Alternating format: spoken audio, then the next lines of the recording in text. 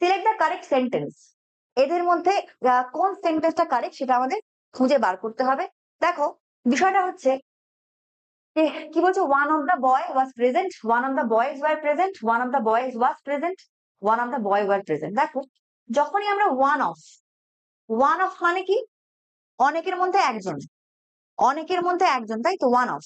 তাহলে one of the boy অনেকের মধ্যে একটা, অনেকগুলো ছেলের মধ্যে একজন, তাহলে ওয়ান অফ দ্য কি হবে, ওয়ান অফ দ্য বয়েজ হবে না? ওয়ান অফ দ্য বয়েজ তো অনেকগুলো ছেলের মধ্যে একজন, তাহলে ওয়ান মানে একজন, কাদের মধ্যে, অনেকগুলো ছেলের মধ্যে, তাহলে ওয়ান অফ দ্য বয়েজ। মনে রাখতে হবে যখনই ওয়ান অফ থাকবে, যখনই ওয়ান অফ দিয়ে সেন্টেন্স শুরু করব, তখন কিন্তু সাবজেক্ট অলওয়েজ কি হবে, সাবজেক্ট কিন্তু অলওয়েজ প্লুরাল হবে।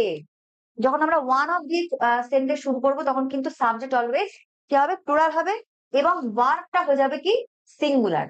ভার্ব কিন্তু হবে সিঙ্গুলার, এটা মাথায় রাখতে হবে, ভার্ব কিন্তু হবে সিঙ্গুলার। আমার ক্লিয়ার? তাহলে এখানে কি হবে, one of the boy was present, এখানে কিন্তু হবে না। কি বললাম, ওয়ান অফ দ্য থাকলে আমরা সাবজেক্ট নেব হচ্ছে কি, প্লুরাল। সাবজেক্ট প্লুরাল কোথায় আছে, এখানে সাবজেক্ট প্লুরাল আছে, এবং ভার্ব নেব কি, সিঙ্গুলার, মাথায় থাকবে। তাহলে ওয়ান অফ দা, এটা একদম correct sequence, one of the boys, subject আমার প্লুরাল হলো, ভার্ব হয়ে গেল সিঙ্গুলার, তারপরে যা আছে তাই। ঠিক আছে, তাহলে এখানে কি করব, আমরা ওয়ান অফ দা থাকলে আমরা সাবজেক্ট অলওয়েজ প্লুরালে নেব, এবং ভার্বটা কিন্তু আমরা সিঙ্গুলার ভার্ব নেব। ক্লিয়ার?